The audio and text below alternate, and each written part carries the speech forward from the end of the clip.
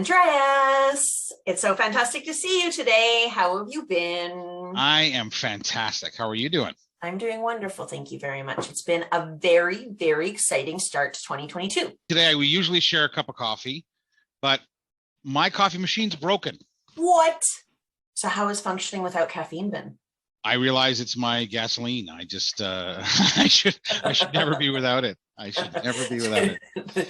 But we have all the energy in the world to record this content, which is going to be amazing because everyone watching is going to learn amazing things. Yeah. Now we were going to take some time to reflect what we've learned in the last little bit.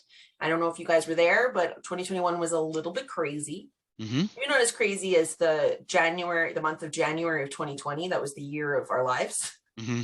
But things are a little bit crazy. And now I think looking at what the last 6 weeks of our lives have been, I'm pretty excited for 2022. I think it's going to be amazing. What do you think? I definitely think we're in recovery.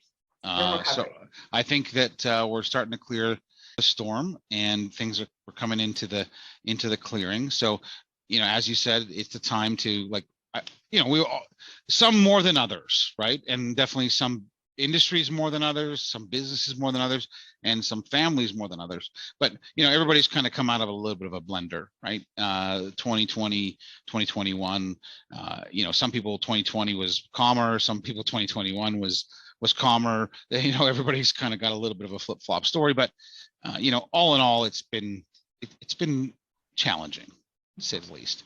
So yeah, 2022, I think the outlook is good. A great time to replan and start to open up again, spread our wings. But like you said, look back and say, hey, what's happened? What got us here? How did we get here? And how did everything work out? Right? What are the decisions that we've made? And what does that look like? So I knew that for me, because I got grounded, not like punished grounded, but I used to travel all the time and then I got stuck at home. So for me, one of the big highlights that I learned in the last year was how important community is, like your local community. We all get stuck at home, but I all got stuck at home with everybody else in my community that got stuck at home. And there's really cool community initiatives that started randomly happening, whether it be fundraisers, or we might have people within the community who we know were laid off at work. So the community came together and made sure that they could pay their bills and their rent, and we raised money like that together. What did you find in 2021 that was, you would say, is a positive thing that came out? I would say the awesomeness of individuals, right? People's internal strength. I don't want to say resilience, because I think resilience doesn't do it justice. I think just people's internal fortitudes to be able to just band together,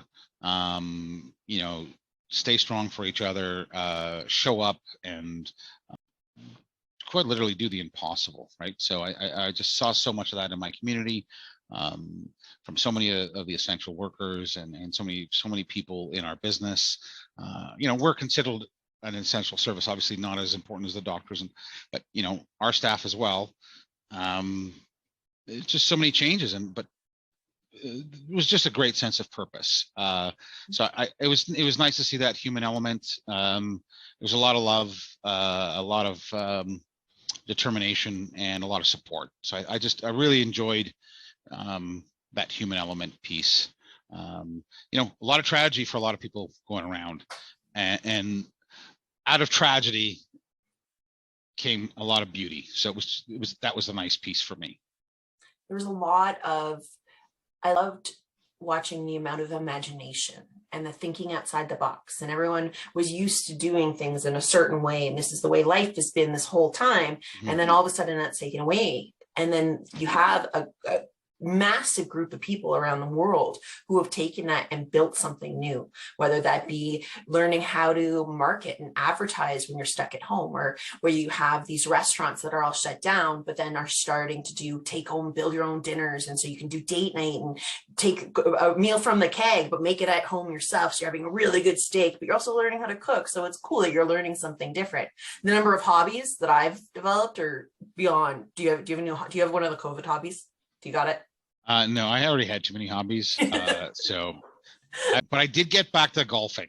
because again, I could do that by myself. So I did get back to, and not golfing because I'm not a golfer by any means, but going out and hitting the balls at the driving range and stuff like that. So the driving range is definitely socially distanced at my place. So I got to enjoy that again, and I was reminded how nice that was to get out there and just hit the golf balls. Right. Oh, so that's so good. Yeah. That's really good. All right. Well, let's go back talking about work again. Before this conversation, we were talking about the work from anywhere world and how that's shifted, and anyone who's been around, and sometimes some businesses are going back to the office and some businesses are not. And we were having a conversation about how even now managing staff is different than it used to be because you have everyone from whatever. So I would love for some of your feedback on what you've seen and what you expect to be happening, or what we should be taking away and learning from ourselves moving into 2022.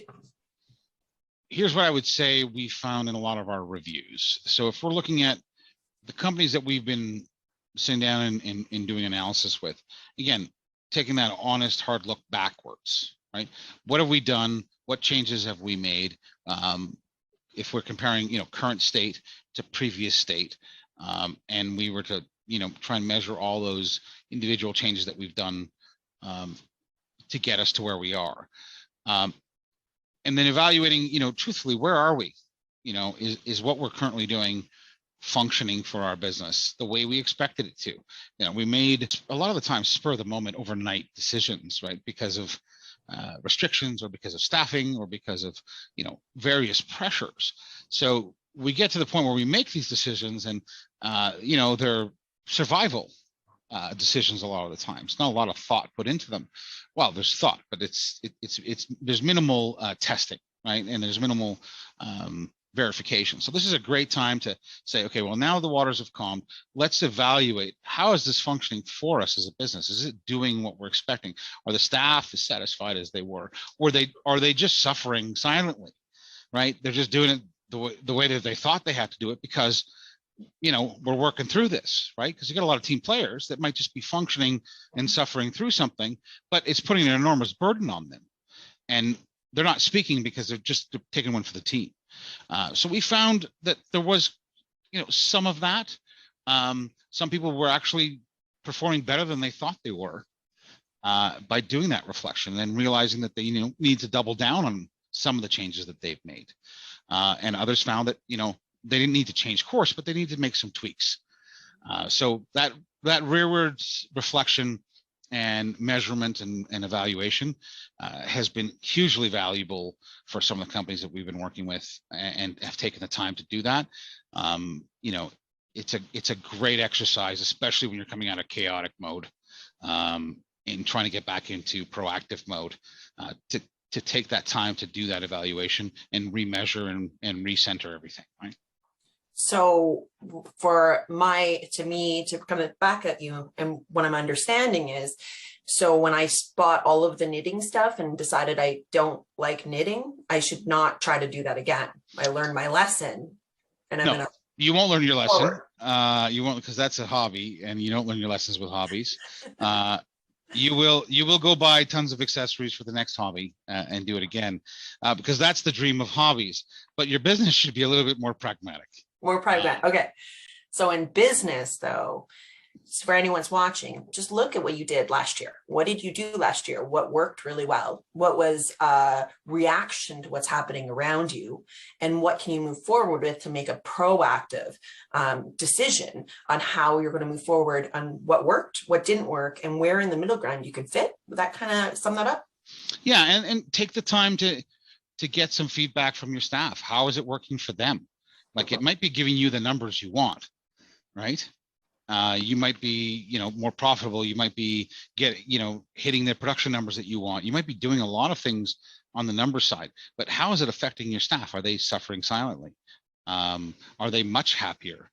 If they're much happier, maybe that's now a hiring bonus or something that you could use in your talent acquisition advertising, right? And look, we get to do this because my staff are just so much happier because they only, we pay them for 40 hours, they can complete their job in 30, and we're happy with that, right? Maybe that's something you can advertise. Maybe that's something you could take advantage of. So the more knowledge you have of, and the better inventory you do of that entire process, and the more transparent everybody is, the better you're going to understand what you're doing right, what you could do better at, and kind of where you're going and how to make those adjustments a little bit better. Because it's kind of like driving a car, right? That, you know, when you're first driving, the adjustments are rather jerky and large, and then as you get a little bit better, it becomes a little bit smoother, right? So it's a great learning experience. Wait, I'm not supposed to drive like this? Well, you get only if you're in the movies. Okay, so I thought you brought up a really great point there that I just kind of want to elaborate on. So anyone who watching this, if you haven't lost staff and like looking at your staff turnover and where your staff are, if you haven't lost staff, that's a really, really good thing. And it's a very strong thing that you should realize and pat yourself on the back for right now. Because when I talk to owners across the US and Canada, more than not, they had a staff issue. So what any suggestions that you would make for someone who might have been having staffing issues? Well, you see, staffing issues are massive across the board, like you said. I would say, you know, get involved, open up your market a little bit, right? Spread your criteria. You know, since we're working mostly remotely, perhaps you can open up and hire people across Canada. Maybe there's people across Canada that can do the job. Maybe you can split that job between 2 part-time people. You need to get creative, especially if you're having trouble, because everybody's having trouble finding talent right now. So you need to be a little bit more flexible. I think when we were at 20%, 15%, 18% unemployment, I think you could be a little choosy. But I think now we need to be a little bit more creative, and you know, because I don't think the unemployment numbers are reflective of who's actually available to work. Mm-hmm. So I think being a little more creative in that, you know, working with colleges, working with schools, working with trade schools, working with training schools, finding the candidates who are, you know, a little bit more junior, and making sure that you have some type of apprenticeship or training or progression planning in your company. Again, a little more difficult for the smaller companies, but, you know, not impossible, right?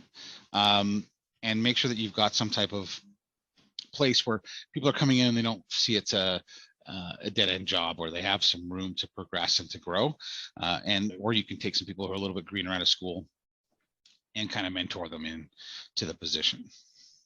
I love all of those suggestions, especially hiring across Canada, because as you know, and I'm here in Calgary, Alberta, and anyone, if you've ever heard about Calgary, we have had a downtown economy for years because of oil and gas. Mm-hmm. So there's a lot of people that are working jobs where if they could get into another position working remotely, we can't really buy houses in Vancouver. You can't really buy houses in Toronto. But you can buy houses in Calgary. So you can live in Calgary and work from somewhere else. Mm-hmm. There's a great opportunity and a lot of really good talent in the city.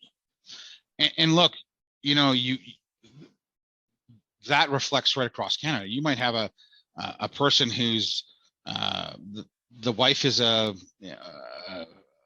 doctor in Sault Ste. Marie, and she's got a great position at a hospital, but the husband's a technician. Or vice versa. You've got a guy who's a doctor in PEI, and his wife is she's a developer, right? But there's no real developers jobs in PEI. So finding that ability to work remotely and do what they want to do and live where they want to live or where they have to live for their family, I think it's a great flexibility. I think it's going to become more and more the norm. People are going to be asked to relocate less. The technology is definitely there to be able to track, to be able to interact with your workforce remotely. I think it's just become so much easier. So, and you know, a lot of companies they were forced to do it quickly, right? There was no, we'll ease into this, right? It was like, you're doing it tomorrow, and you're going to like it. And so the technology caught up, and the staffing did. So I think it's good. I think it's good. I think it's possible. I agree. I think it's going to be amazing. So we're kind of, I don't want to hold us all in too long. So I think that we should wrap it up here. Are there any final thoughts that you have that we want to make sure to get across? Make sure you're sitting down, with your management team, with your trusted advisors, and taking that time to do some reflection, right? Whether that's with your accountants, whether that's with your IT providers, whether that's with your HR team. Look at what's happening. What's the staff turnover been like? What's the staff satisfaction? What has our performance been like? And how have we changed from there to here, and what's happened in between, and just start to measure those things out. Create your own scale. You can kind of keep it very elementary, and then where you see that there's a discrepancy from something else, do a little deeper dive. Understand what you did and how the outcome changed a little bit better. Get those litmus tests started, and then I think it's you guys know your businesses, right? Dig in there. You're going to find a basket of fruit that is just going to keep giving and giving. I really I wish everybody's going to get as much as we've seen a lot of companies get out of this stuff. It's really, really great stuff. It's free information. It's there. It's yours. You got it. That is awesome here. Thank you everyone so much for watching. It was lovely to see you. Great to see you. I'm very excited, and I look forward to the next event we do together. I can't wait to get you in person and do those coffees. For sure. I'll talk to you soon.